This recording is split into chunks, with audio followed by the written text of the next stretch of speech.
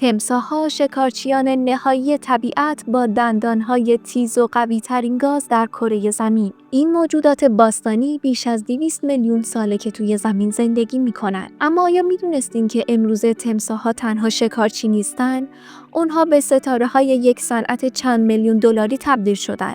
اگه به داستان‌های وحشی طبیعت و جنبه‌های پنهان دنیای حیوانات علاقه‌مند هستین، حتما دکمه اشتراک رو بزنید و لایک کنید تا هیچ یک از ویدیوهای بعدی ما رو از دست ندین.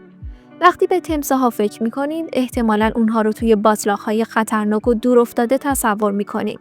اما در واقع میلیون‌ها تمساح اکنون در مزارع بزرگ و کنترل شده پرورش داده میشن.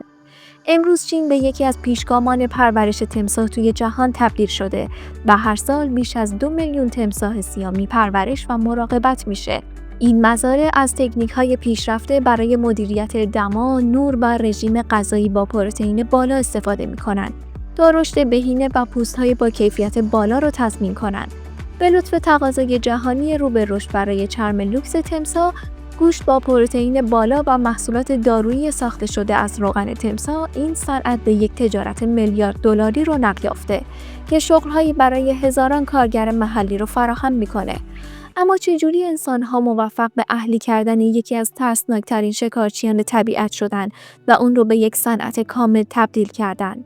هر تمساح بالغ که ارزش هزاران دلار داره، زندگی خودش رو به عنوان یک تخم کوچک و شکننده آغاز میکنه. برداشت این تخم‌ها به این سادگی نیست. کارگران مزرعه باید با احتیاط و دقت عمل کنند، زیرا مادران تمساح بسیار محافظت کننده هستند. یک حرکت نادرست او میتونه در کسری از ثانیه برای دفاع از لانش حمله کنه. به طور متوسط یک ماده میتونه در هر فصل بین 30 تا 60 تخم بذاره و هر لانه یک دارایی با ارزش برای مزرعه است. پس از جمع‌آوری، تخم‌ها به سرعت به دستگاه‌های جوجه‌کشی تخصصی منتقل میشن، جایی که دما و رطوبت 24 ساعته تحت نظارت قرار میگیره تا سرعت جوجه ریزی به حد اکثر برسه. اما یک واقعیت جالب که ممکنه ندونین اینه که دمای درون دستگاه جنسیت بچه تمساح‌ها رو تعیین میکنه. اگه دما بالای 30 درجه سانتیگراد باشه، بیشتر بچه‌ها نر خواهند بود و اگه زیر 31 درجه سانتیگراد باشه، بیشتر ماده خواهند بود. این به مزارع اجازه میده تا به طور استراتژیک جنسیت موجودی خودشون رو کنترل کنن و در زمان تقاضای بالای پوست‌های با کیفیت نرها رو اولویت بدن. پس از 70 تا 90 روز تخم‌ها بچه تمساح میشن و به محفظه‌های نیمه طبیعی منتقل میشن. این زیستگاه‌ها به دقت طراحی شدن تا شبیه به محیط طبیعی باشن و شامل سیستم‌های آب قابل مدیریت، دماهای بهینه در رژیم غذایی کنترل شده هستند. از اونجا رشد به سرعت اتفاق میفته. در واقع در سال اول بچه تمساح‌ها میتونن تقریباً 2 برابر اندازه خودشون بشن و تنها در 3 تا 5 سال به اندازه مناسب برای برداشت میرسن و تقاضای جهانی برای چرم لوکس، گوشت عجیب و دیگر محصولات تخصصی رو تامین میکنن. این یک سفر دقیقاً محاسبه شده از یک تخم کوچک و شکننده به موجودی غول‌پیکر با ارزش هزاران دلاره. اما این تنها یک آغازه. اونچه بعد از این اتفاق میفته حتی شدیدتره. برخلاف اکثر حیوانات، تمساح‌ها دارای توانایی فوق‌العاده‌ای برای زنده موندن توی طبیعتن. اونها میتونن ماه‌ها بدون غذا زندگی کنن، به لطف متابولیسم بسیار کندشون که بهشون کمک میکنه انرژی رو حفظ کنن. اما توی مزارع تجاری داستان کاملا متفاوته. برای تسریع رشد و حداکثر کردن کیفیت محصول، تمساح‌ها یک رژیم غذایی با پروتئین بالا دریافت میکنن که به دقت طراحی شده تا تمام نیازهای تغذیه‌ای اونها رو برآورده کنه. وعده‌های غذایی اونها معمولاً شامل ماهی، مرغ و خوراک‌های تجاری تخصصیه که برای حفظ سلامت و رشد قوی اونها فرموله شده. با این حال واقعیتی بحث برانگیز در پشت صحنه وجود داره که همه در مورد اون صحبت نمی‌کنن. برخی از مزارع به استفاده از گوشت دام‌های فاسد از کشتارگاه‌ها به عنوان یک جایگزین ارزان معروف هستند. چندین گزارش مواردی رو افشا کردند که توی اونها از گوشت منقضی، دور ریخته شده یا در حال فساد برای کاهش هزینه‌های تغذیه استفاده شده. این عمل نگرانی‌های جدی درباره اخلاق، سلامت حیوانات و ایمنی غذایی را برانگیخته، در حالی که برخی استدلال می‌کنند که این یک راه برای کاهش زباله و بازیافت گوشت‌های استفاده نشده است.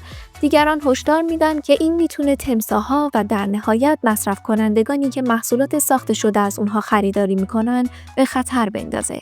پس از این رژیم غذایی مشکوک چجوری بر کیفیت چرم تمساح، گوشت و دیگر محصولات تاثیر میذاره و آیا صنعت به اندازه کافی برای تنظیم این شیوه ها اقدام میکنه؟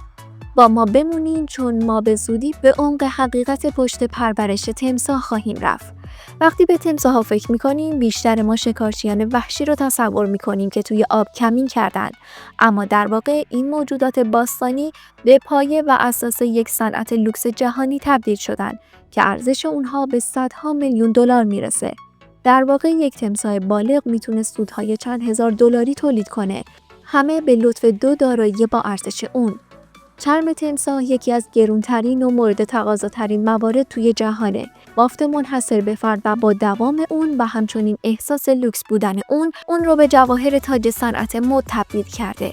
برندهای لوکسی مانند هرمس، لویی ویتون و گوچی به طور مداوم برای بهترین پوست‌های تمساح رقابت می‌کنند تا کیف‌های دستی، کمربندها، کفش‌ها و کیف‌های انحصاری بسازند. در بازار لوکس تنها یک پوست تمساح با کیفیت بالا میتونه بین 1000 تا 3000 دلار قیمت داشته باشه و گاهی حتی بیشتر. محصولات چرم تمساحی که از نظر زیبایی شناسی بی‌نظیر هستند میتونن 50,000 تا 100,000 دلار یا بیشتر بسته به نادر بودن به فروش برسن. در حالی که کمتر از کیف‌های دستی لوکس جلب توجه میکنن، گوشت تمساح به آرامی در بسیاری از نقاط آسیا از جمله چین، تایلند و ویتنام به یک خوراک لذیذ تبدیل میشه.